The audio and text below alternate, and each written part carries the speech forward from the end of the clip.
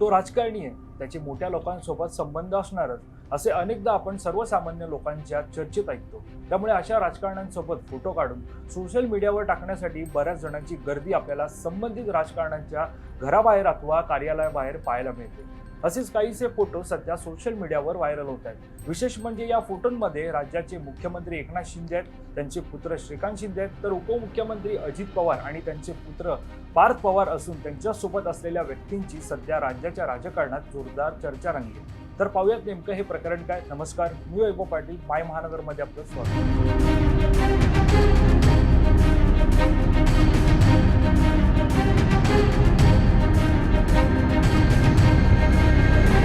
मागील काही दिवसांपासून राज्याचे मुख्यमंत्री एकनाथ शिंदे, त्यांचे पुत्र श्रीकांत शिंदे आणि उपमुख्यमंत्री अजित पवार आणि त्यांचे पुत्र पार्थ पवार यांच्या काही फोटोंची चर्चा होते।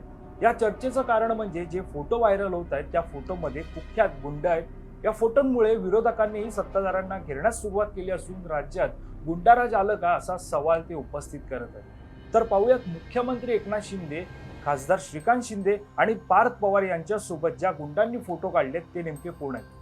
शिवसेनेच्या शिंदे गटाचे खासदार डॉक्टर श्रीकांत शिंदे यांच्या वाढदिवसाच्या निमित्ताने गुंड हेमंत दाभेकरने वर्षा निवासस्थानी जाऊन त्यांना वाढदिवसाच्या शुभेच्छा दिल्या होत्या। विशेष म्हणजे श्रीकांत शिंदे आणि हेमंत दाभेकर यांच्या भेटीचा फोटो समोर आला होता। कुख्यात गुंड हेमंत दाभेकर हा शरद मोहोळ याच्या गुन्ह्यात साथीदार आहे। गुंड किशोर मारणे खून प्रकरणी शरद मोहोळ सोबत हेमंत दाभेकर याला जन्मठेपेची शिक्षा सुनावण्यात आली होती। हेमंत दाभेकर हा जामिनावर बाहेर असून शरद मोहोळ यांचा अत्यंत जवळचा व्यक्ती तो मानला जातो। यानंतर पुण्यातील गुंड निलेश गायवळ आणि मुख्यमंत्री एकनाथ शिंदे यांच्या भेटीचा फोटो समोर आला। संजय राऊत यांनी हा फोटो ट्विट केलाय। हा फोटो ट्विट करत महाराष्ट्रात गुंड आणि दरोडेखोरांनी गुंडांसाठी चालवलेले राज्य असे म्हणत सरकारवर त्यांनी टीका केली आहे। गुंड निलेश गायवळ हा पुण्यात गँगस्टर म्हणून ओळखला जातो। त्याच्यावर पुणे, पिंपरी चिंचवडसह जिल्ह्यातील विविध प्रकारचे 14 पेक्षा अधिक गुन्हे दाखल आहेत। शस्त्राचा धाक दाखवून खंडणी मागणे यासारखे त्याच्यावर गुन्हे दाखल आहेत। खुनाचा प्रयत्न असेही त्याच्यावर गुन्हे दाखल आहेत। तर गायवळ हा टोळी करून गुन्हे करत असल्याने पुणे पोलिसांनी 2021 मध्ये त्याच्या विरोधात मुक्काची कारवाई केली होती। त्यामुळे पुणे ग्रामीण पोलिसांनी 1 वर्षासाठी येरवडा कारागृहात गायवळची रवानगी केली होती। तर काही दिवसांपूर्वी राज्याचे उपमुख्यमंत्री अजित पवार यांचे पुत्र पार्थ पवार यांनी कुख्यात गुंड गजा मारण्याची भेट घेतल्याचे समोर आले होते।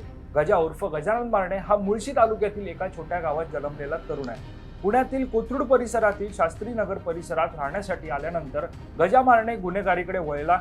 त्यानंतर आतापर्यंत त्याची गुन्हेगारी सुरूच आहे। पुण्यातील गायवळ गँग आणि मारणे गँग यातील वर्चस्वाचा वाद पुण्यात एकेकाळी प्रचंड गाजला। त्यानंतर अमोल बदे आणि पप्पू गावडे खून प्रकरणात गजा मारणे याला अटक झाली। तो 3 वर्षे येरवडा कारागृहात होता। तो आता मारणे टोळीचा म्होरक्या असून आजवर या टोळीवर 23हून अधिक गुन्हे दाखल झाले।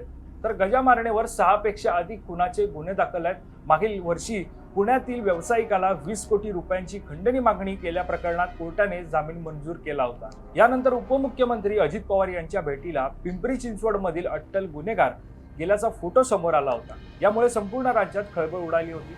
आसिफ दाडी याने अजित पवार यांच्या मुंबई येथील देवगिरी बंगल्यावर जाऊन त्यांची भेट घेतली।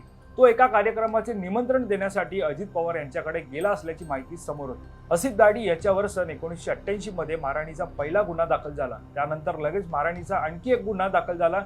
त्यानंतर सन 1996 मध्ये त्याच्यावर खुनाच्या प्रयत्नाचा गुन्हा दाखल झाला। त्यानंतर 2002 मध्ये जबरी चोरीचा गुन्हा दाखल झाला। तर 2004 मध्ये खुनाच्या प्रयत्नाचा दुसरा गुन्हा दाखल झाला। 2007 मध्ये खुनासाठी अपहरण आणि खून असा गुन्हा दाखल आहे। तर 2009 आणि 2011 मध्ये शस्त्र बाळगल्या प्रकरणी 2 गुन्हे दाखल आहेत। तर 2021 साली त्याच्यावर अंगावर धावत जाऊन जिवे मारण्याची धमकी दिल्याचा गुन्हा दाखल आहे। पुणे पोलिसांच्या गुन्हे शाखेने त्याला त्याच्या घरातून शस्त्रासह अटक केली होती। दरम्यान वाढदिवसाचं निमित्त असो वा इतर काही, राजकारणी आणि गुंड यांच्या भेटीचं काही वेगळं कारण होतं का अशी दबक्या आवाजात सध्या चर्चा राज्याच्या राजकीय वर्तुळात सुरू आहे। तर तुम्हाला या फोटो सिरीज बाबत काय वाटतं हे आम्हाला कमेंट करून नक्की कळवा। आणि अशाच प्रकारच्या राजकीय व्हिडिओ पाहण्यासाठी तुम्ही मायमहानगर.com लॉग इन करा। आमचं Facebook page, Instagram page, Twitter page like करा। माय महानगर लाईव्ह या यूट्यूब चॅनलला सबस्क्राईब करा।